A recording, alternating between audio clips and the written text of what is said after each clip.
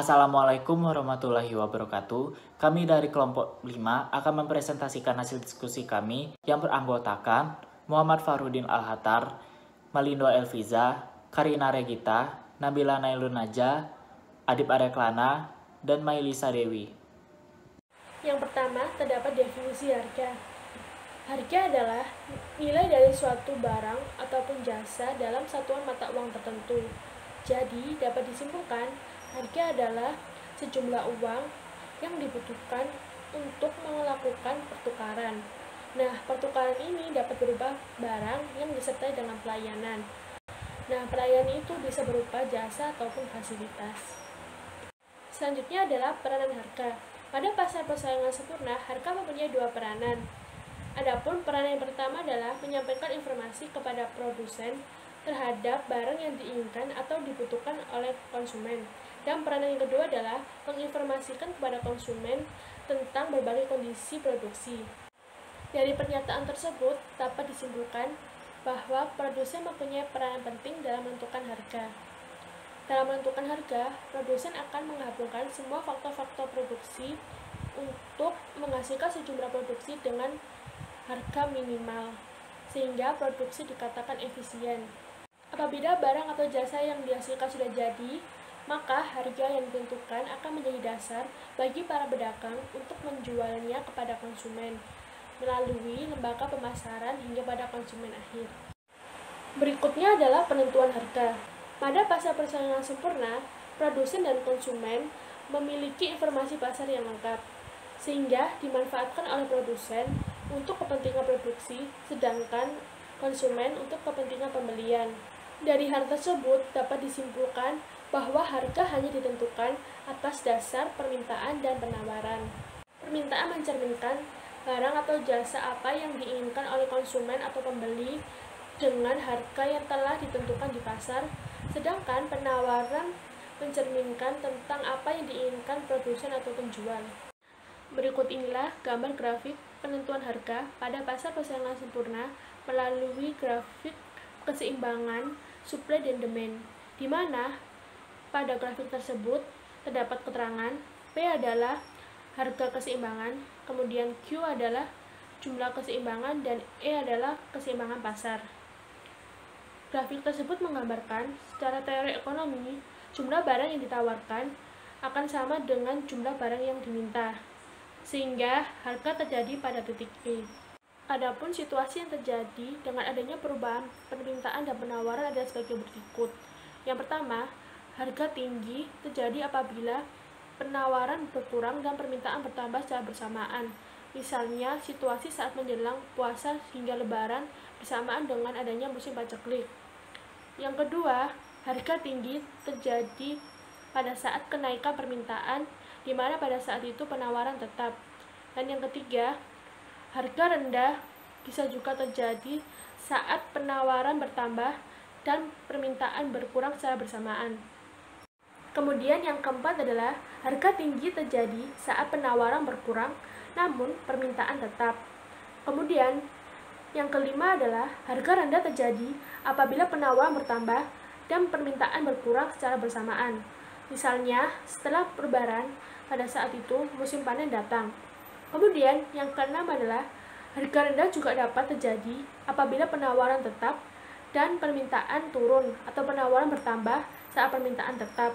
Dan yang terakhir, apabila penawaran dan permintaan berubah dengan arah yang sama, misal sama-sama ke kanan atau sama-sama ke kiri dengan jarak yang sama, maka yang terjadi adalah harga stabil. Yang selanjutnya adalah keputusan harga. Semua keputusan yang dibuat berdasarkan komponen bauran pemasaran sangat penting dan tidak sedikit terkait dengan produk dan juga pelayanan. Tugas harga yaitu melakukan pengulangan pembelian, karena harga memposisikan dalam lingkungan yang dinamis berupa struktur biaya yang mempengaruhi profitabilitas. Jadi, harga adalah komponen bauran pemasaran, sehingga tujuan memberikan harga pada suatu barang dalam konteks peranannya dalam strategi bauran pemasaran. Harga memegang peran pokok dalam menentukan positioning produk, formulasi produk, pengemasan, strategi promosi, dan distribusi. Pada kondisi lain, harga akan ditentukan oleh komponen lain dari bauran pemasaran. Harga produk telah dirancang mampu menutupi semua biaya saluran komunikasi seperti media massa yang digunakan. Perusahaan harus menghitung serangkaian faktor produksi yang digunakan, termasuk dari internal faktor perusahaan seperti tujuan perusahaan, strategi bauran pemasaran, dan struktur biayanya.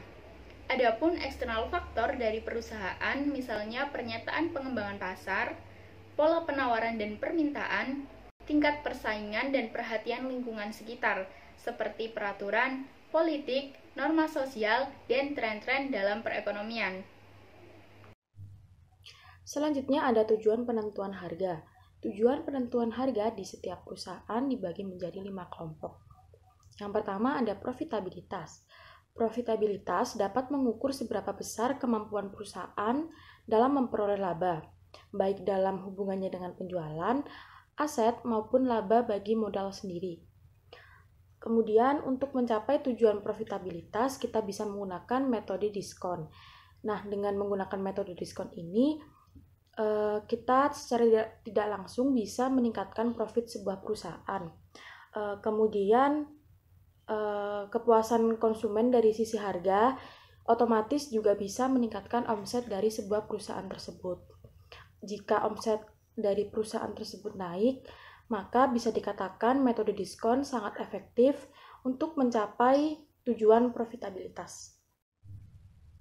Yang kedua ada volume. Biasanya perusahaan yang menggunakan metode ini adalah perusahaan penerbangan. Seperti yang dapat kita ketahui, tiket pesawat terkadang naik menjelang hari besar. Dalam hal ini, harga ditetapkan agar dapat mencapai volume penjualan tertentu yang sesuai dengan pasar atau nilai penjualan. Yang ketiga ada persaingan. Penetapan tujuan harga dalam hal ini bertujuan untuk mencegah masuknya pesaing dalam bisnis. Seperti sebelumnya, kita juga bisa menggunakan metode diskon lagi agar kita bisa meningkatkan kepuasan konsumen terhadap perusahaan kita. Yang keempat ada prestis. Jadi prestis ini digunakan perusahaan yang berorientasi pada citra dan image dari perusahaan itu sendiri. Harga prestis ini ditetapkan di beberapa produk yang memang memiliki kualitas yang sangat tinggi.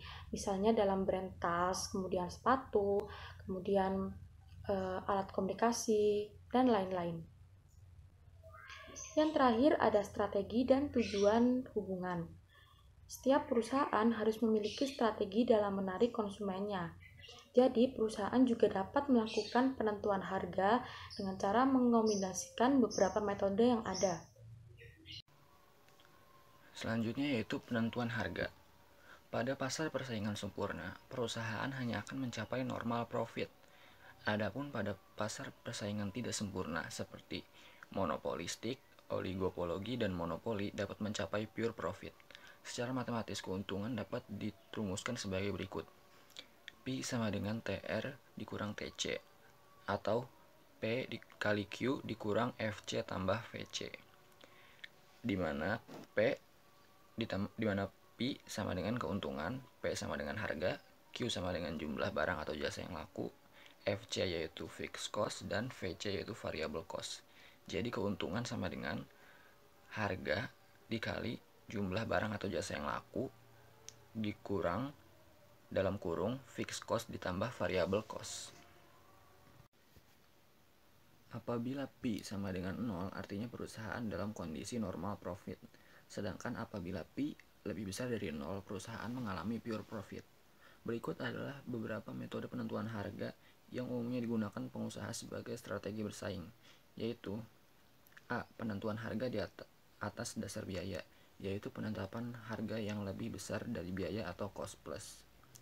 B. Penetapan harga atas dasar ROI atau return on investment. C. Penetapan harga bersaing, yaitu berdasarkan atas perkembangan harga di pasar, sehingga harga jual yang ditetapkan bisa di bawah atau di atas harga pasar. D.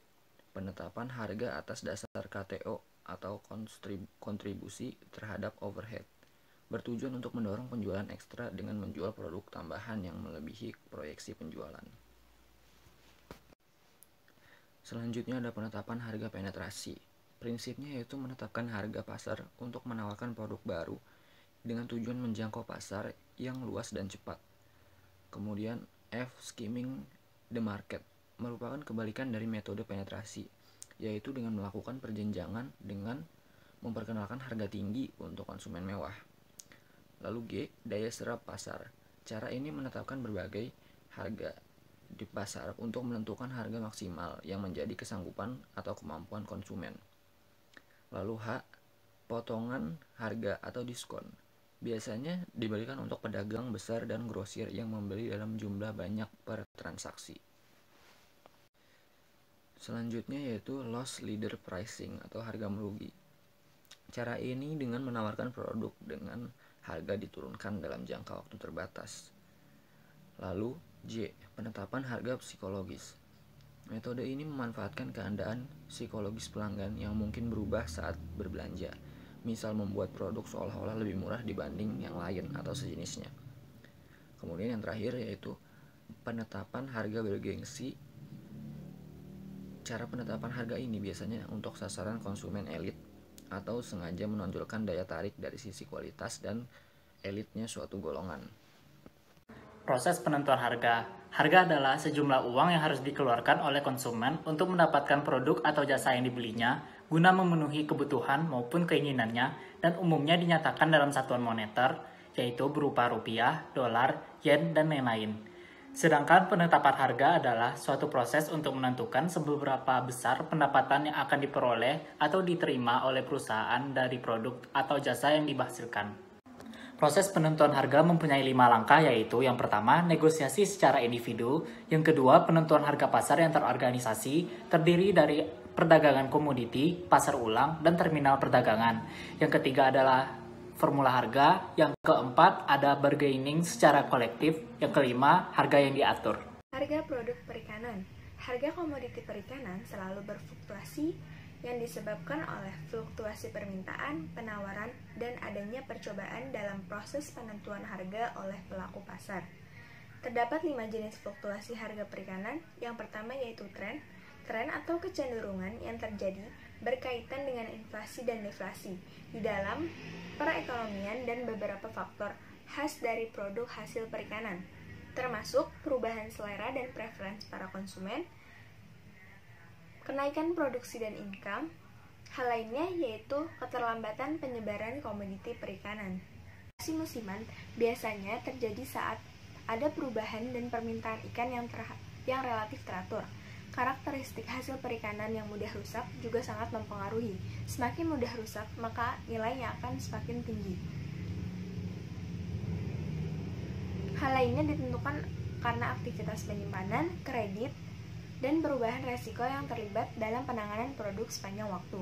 Yang ketiga yaitu variasi harga tahunan. Dalam variasi harga tahunan, permintaan dapat mengubah fluktuasi melalui ekspor barang, harga dari komoditi substitusi, dan kenaikan sistematis dari populasi serta pendapatan. Variasi harga komoditi pada komoditi perikanan tidak dipengaruhi oleh kebijakan harga, tetapi dipengaruhi oleh beberapa faktor, yaitu yang pertama yaitu kondisi pemanfaatan sumber daya perikanan makin mengarah ke overfishing. Luas lahan dan hasil panen dari tahun ke tahun mengalami perubahan. Yang kedua yaitu hasil panen terpengaruh oleh gelombang air laut, kondisi cuaca, dan hama penyakit. Yang ketiga yaitu elastisitas harga dan permintaan terhadap komoditi perikanan tidak elastis, sehingga apabila terjadi pergeseran penawaran mengakibatkan fluktuasi yang besar. Yang keempat yaitu pergerakan harga sesuai siklus. Pada harga tertinggi, maka produksi akan meningkat dan tinggi. Namun, setelah terjadi penawaran yang tinggi, maka akan mengakibatkan harga menjadi rendah. Terdapat 3 faktor penyebab perubahan siklus harga. Yang pertama, rencana produksi berdasarkan harga sebelumnya. Yang kedua yaitu keterlambatan waktu. Dan yang ketiga, harga sekarang adalah fungsi dari penawaran yang ditentukan oleh produksi sekarang. Rantai untuk kejadian tersebut sebagai berikut. Yang pertama, harga ditentukan oleh suatu struktur pasar yang kompetensi dan produsen adalah price takers. Yang kedua yaitu harga ditentukan oleh pergeseran tingkat penawaran. Yang ketiga, yaitu rencana produksi didasarkan harga saat ini. Yang keempat, lag diamati paling sedikit 1 kali periode untuk merubah produksi.